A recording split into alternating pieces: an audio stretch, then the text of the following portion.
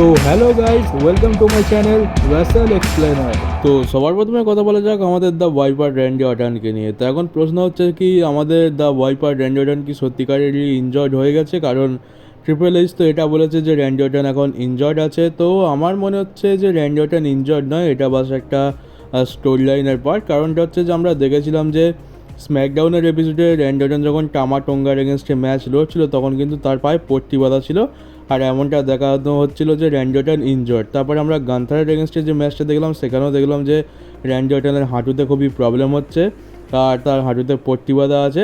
তো ডাব্লিউডাব্লিউ এমনটা দেখাতে চাইছে যে র্যান্ডি অর্টন খুবই ইনজয়েড রয়েছে। তো বলবো যে যদি র্যান্ডি অর্টন সত্যিই ইনজয়েড হতো তাহলে না তো সে গান্থারের সাথে ম্যাচ লড়তো আর না তো টামাটোঙ্গার সাথে ম্যাচ লড়তো, কারণ ডাব্লিউডাব্লিউ কখনোই এত বড় রিস্ক কারোর সাথেই নেয় না। আর তার উপরে দেখতে গেলে ম্যাচগুলো তো খুব একটা ছোটোখাটো ছিল না, টামাটোঙ্গার সাথেও বেশ একটা হার্ড হিটিং ম্যাচ ছিল, আর গান্থারের সাথে ম্যাচটা তো একটা আলাদা লেভেলেরই ছিল। তাই এটা নিয়ে বেশি চিন্তা করার কোনো ব্যাপার নেই যে র্যান্ডি অর্টন ইনজয়েড হয়ে গেছে, কারণ এটা হচ্ছে একটা স্টোরি লাইনের পার্ট। আর দেখতে গেলে র্যান্ডি অর্টন যখন থেকে রিটার্ন করেছে তখন থেকে এক টানা র্যাসেল করে যাচ্ছেন, আর একটা বড় বড় ম্যাচ আমাদের তিনি উপহার দিয়েছেন। তো র্যান্ডি অর্টনকে হয়তো কিছু সময়ের জন্য টাইম অফ দিতে চায়, বই সামার স্ল্যাম অবধি হয়তো ডাব্লিউডাব্লিউ তাকে টাইম অফ দিতে চায়, সেই জন্যই তাকে ইনজয়েড দেখানো হয়েছে। র্যান্ডি অর্টন হয়তো অ্যাপিয়ারেন্স করবে ডাব্লিউডাব্লিউতে, তবে যেরকম রেগুলার ম্যাচ রেসেল করতো সেরকম রেসেল করবে না, কারণ তার উপরে একটু ওয়ার্কলোড ডাব্লিউডাব্লিউ কমাতে চায়। আর যেটা বললাম যে যদি সে সত্যিকারে ইনজয়েড হতো তাহলে কী হতো যে রেফারি এক্সের সাইন দেখাতো। তোমরা জানো যে যদি ম্যাচ রেসেল করতে করতে কেউ সিরিয়াসভাবে ইনজয়েড হয়ে যায় তাহলে রেফারি এক্সের সাইন দেখায়, হাত দুটোকে এক্সের মতো দেখায়। এখানে সেরকম কিছু দেখতে পাইনি। আর তাছাড়া 2 সপ্তাহ ধরে র্যান্ডি অর্টনকে ইনজয়েড দেখানোর চেষ্টা করেছে ডাব্লিউডাব্লিউ, তো এটা স্টোরি লাইনের পার্ট। তাই র্যান্ডি অর্টন একদমই ঠিক আছে। তো এবার প্রশ্ন হচ্ছে যে র্যান্ডি অর্টনের এবার কী হবে?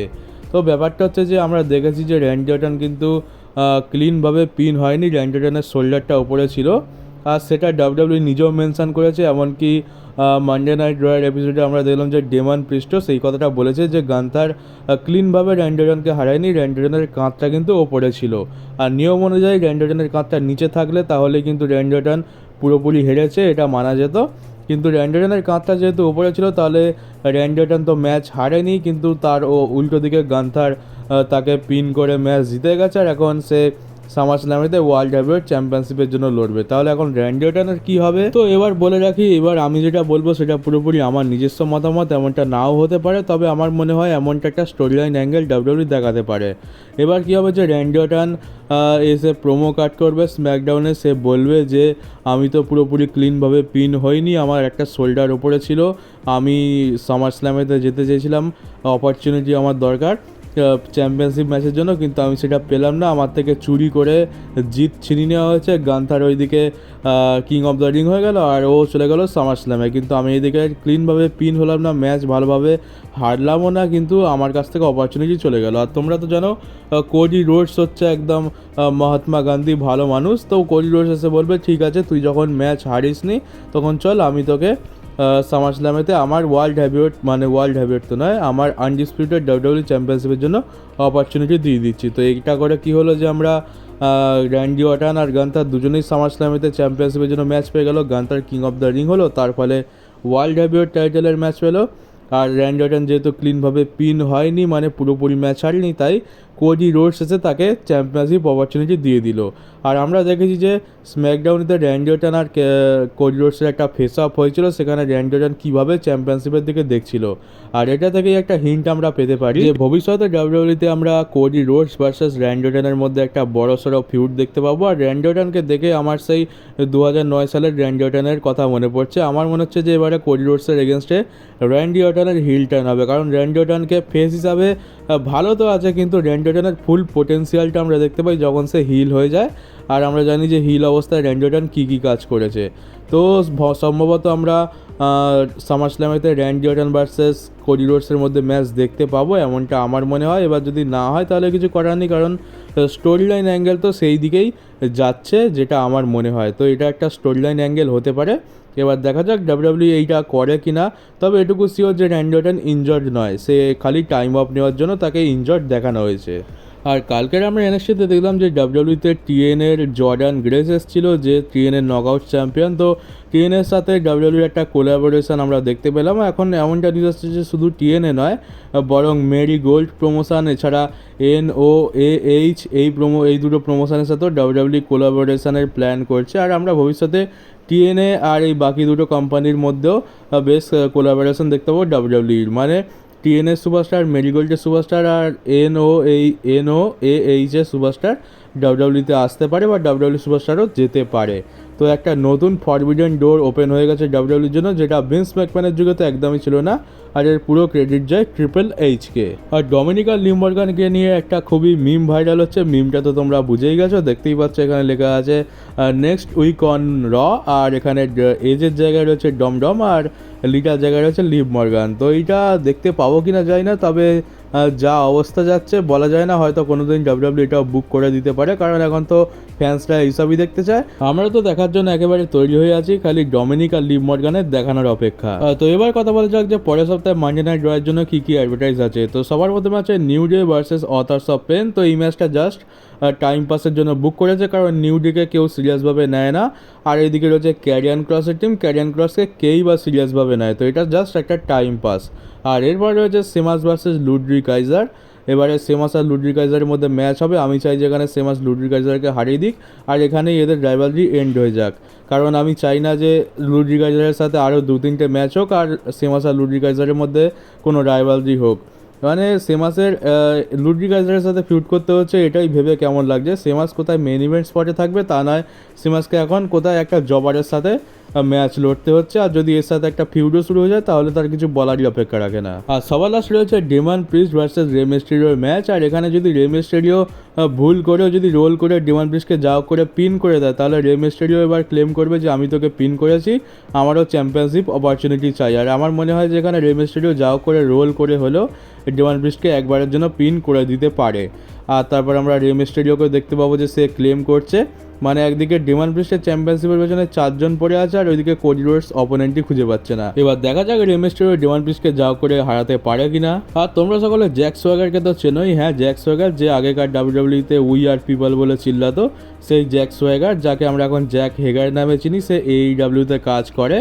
আর তার কন্ট্রাক্ট এখন AEWর সাথে শেষ হয়ে যাচ্ছে, আর সে তার কন্ট্রাক্ট রিনিউ করেনি আর হয়তো করবেও না, মানে সে এখন একজন ফ্রি এজেন্ট হয়ে গেছে। তো ডাব্লিউডব্লিউ যদি চায় তো তাকে ফিরিয়ে আনতে পারে। এবার ব্যাপারটা হচ্ছে যে যখন ডাব্লিউডব্লিউতে আগে জ্যাক সোয়াগার ছিল তখন তাকে খুব একটা বেশি তো রেট করা হতো না, আর এখন রেট করবে কিনা জানি না, হয়তো তাকে বড় স্টার হিসাবে রেট করতেও পারে। তাই দেখা যাক ডাব্লিউডব্লিউ তাকে যদি সাইন করাতে ইন্টারেস্টেড থাকে তো করতেও পারে। এরপরে নিউজ হচ্ছে যে কোডি রোডস বলেছিল যে তার একটা ক্লাসিক ম্যানেজারের দরকার, আর AEWতে থাকাকালীন সে যখন TNT চ্যাম্পিয়নশিপ জিতেছিল তার একজন ম্যানেজার ছিল, ম্যানেজারের নাম ছিল আর্ন অ্যান্ডারসন। আর এই আর্ন অ্যান্ডারসনের মে মাসের 31 তারিখে কন্ট্রাক্ট শেষ হয়ে যাচ্ছে, তো তার মানে সে ফ্রি এজেন্ট হয়ে যাবে মে মাসের পর। আর যেহেতু মানে আর্ন অ্যান্ডারসন এর আগে কোডি রোডসের ম্যানেজার ছিল, তো কোডি রোডস যদি চায় তো একে তার ম্যানেজার বানাতে পারে, ডাব্লিউডব্লিউতে নিয়ে আসতেও পারে। আর কোডি রোডসের কথা তো ট্রিপল এইচ শোনে, তো বলা যায় না, হয়তো আর্ন অ্যান্ডারসন ফ্রি এজেন্ট হয়ে যাওয়ার পর তাকে ডাব্লিউডব্লিউ সাইন করিয়ে নেবে আর তারপরে কোডি রোডসের ম্যানেজারও হয়ে যাবে। তো এটাও একটা অ্যাঙ্গেল হতে পারে। এখন অপশানস তো অনেক রয়েছে কোডি রোডসের ম্যানেজার হিসাবে, কাকে রাখা যায় না যায়, অপশান অনেক রয়েছে। এবার দেখতে হবে যে কাকে ডাব্লিউডব্লিউ হায়ার করে কোডি রোডসের ম্যানেজার হিসাবে, আর কে সবথেকে ভালো কোডি রোডসের ম্যানেজার হতে পারে। আর যেমনটা আমি আমার একটা আগের ভিডিওতে বলেছিলাম যে এমনটা নিউজ আসছে যে ডাব্লিউডব্লিউতে যে NXT নর্থ আমেরিকান চ্যাম্পিয়নশিপ আছে ওমেন্স ডিভিশনের জন্য, এরকম একটা নর্থ আমেরিকান চ্যাম্পিয়নশিপ আনা হবে। তো এখন নতুন নর্থ আমেরিকান চ্যাম্পিয়নশিপ চলে এসছে উমেন্স ডিভিশনের জন্য। তোমরা দেখতে পাচ্ছ এইটা হচ্ছে তার ডিজাইন, জাস্ট বেল্টের কালারটা সাদা করে দেওয়া হয়েছে। তো এইটা হচ্ছে এখন NXT north American women's championship. তো দেখতে হবে এটা সবার প্রথমে কে জেতে। আর সবার লাস্টে কথা বলা যাক আমাদের ট্রাইবাল চিফ রোমান রেন্সকে নিয়ে। তো তোমাদের মনে এই প্রশ্নটা সবসময় ঘোরাফেরা করে যে রোমান রেন্স কবে আবার ডাব্লিউডব্লিউতে রিটার্ন করবে। তো ব্যাপারটা হচ্ছে যে আগের সপ্তাহতেই রোমান রেন্স তার লাস্ট মুভি শুটিং করেছে, মানে গুড ফরচুন নামে একটা অ্যাকশন কমেডি সিনেমা রয়েছে, সেটারই শুটিং আগের সপ্তাহে শেষ করেছে। আর এখন রোমান রেন্সের কয়েকটা ফটো এসছে যে সে এখন জিমেতে খুবই হার্ড ট্রেনিং করছে, সবসময় জিমেতেই পড়ে রয়েছে, আর সে তার বডির উপরে খুবই ওয়ার্ক করছে। তো যে এটা থেকে এটা জানা যাচ্ছে যে রোমান রেন্স খুবই তাড়াতাড়ি রিটার্ন করতে চলেছে। আর এমনটা নিউজ আসছে যে ওই জুলাই মাসের মাঝামাঝি সময় আমরা রোমান রেন্সকে দেখতে পেয়ে যাব। আর যেহেতু সামনে সামার স্ল্যাম আছে, জুলাই মাস শেষ হলেই সামার স্ল্যাম, কারণ আগস্ট মাসের 3 তারিখে সামার স্ল্যাম, তো একেবারে জুলাই মাস শেষ হলেই আমরা সামার স্ল্যাম দেখতে পাবো। আর সামার স্ল্যামে তো আমরা এক্সপেক্ট করছি যে রোমান রেন্সকে দেখতে পাবো, তাই দেখতে গেলে বড়জোড়া 2-2.5 মাস টাইম আছে। তাই রোমান রেন্স এখন খুবই হার্ড ট্রেনিং করছে, সে তার বডির উপরে ওয়ার্ক করছে। আর যখন হয়তো রোমান রেন্স রিটার্ন করবে, আমরা তার একদম তাগড়াই বডি দেখতে পাবো, একদম সিক্স প্যাকওয়ালা আর বডি বেশ বড় সড়ো বডিওয়ালা রোমান রেন্সকে দেখতে পাবো। তো খুবই পজিটিভ নিউজ, রোমান রেন্স খুবই তাড়াতাড়ি রিটার্ন করবে। এখন একটু টাইম অফ যাচ্ছে, তবে রোমান রেন্স দিন রাত পরিশ্রম করছে তার বডিটাকে ভালো শেপে আনার জন্য। খুব তাড়াতাড়ি রোমান রেন্স চলে আসবে, সম্ভবত সামার স্ল্যামের আগেই কিংবা সামার স্ল্যামে। আর আমি চাইবো যে রোমান রেন্স যদি আসে তো ডাব্লিউডাব্লিউ যেন রোমান রেন্সের রিটার্নটা অ্যানাউন্স না করে, কারণ আমরা চাই যে একটা সারপ্রাইজ এলিমেন্ট অ্যাড হোক, মানে হঠাৎ করে রোমান রেন্সের থিম সং প্লে হবে আর রোমান রেন্সের রিটার্ন হবে। আর ডাব্লিউডাব্লিউ যদি আগে থেকে অ্যানাউন্স করে দেয় তাহলে কী হবে যে আমরা আগে থেকে ব্যাপারটা জেনে যাব, সেটা খুব একটা ভালো আমার লাগে না। একদম সারপ্রাইজ একটা রিটার্ন হলে সেটা দেখতে খুবই সুন্দর লাগে, আর সেই সময় ক্রাউডের রিয়াকশানও দেখার মতো হয়। তবে আগে থেকে অ্যানাউন্স করে দিলে কী হয় যে ক্রাউড তো আগে থেকেই জেনে গেছে, তো এক্সাইটমেন্টটা একটু হলেও কমে যায়। তো এই জন্যই আমি চাই যে যেন সেটা সারপ্রাইজই রাখা হয়। আর এটাই বলবো যে রোমান রেন্সের জন্য আর কিছুদিন ওয়েট করো, তোমরা রোমান রেন্সকে দেখতে পেয়ে যাবে, রোমান রেন্স চলে আসবে খুব তাড়াতাড়ি। তো চলো গাইজ, এই ছিল আজকের নিউজ ভিডিও। কেমন লাগলো কমেন্ট বক্সে অবশ্যই জানিও, আর নতুন হয়ে থাকলে চ্যানেলটাকে সাবস্ক্রাইব করে নোটিফিকেশন বেলটাকে অবশ্যই অন করে দিও, আর পারলে ভিডিওটাকে একটু শেয়ারও করে দিও। তো চলো গাইজ, দেখা হচ্ছে তোমাদের সাথে আমার পরের ডাব্লিউডাব্লিউ নিউজ ভিডিওতে।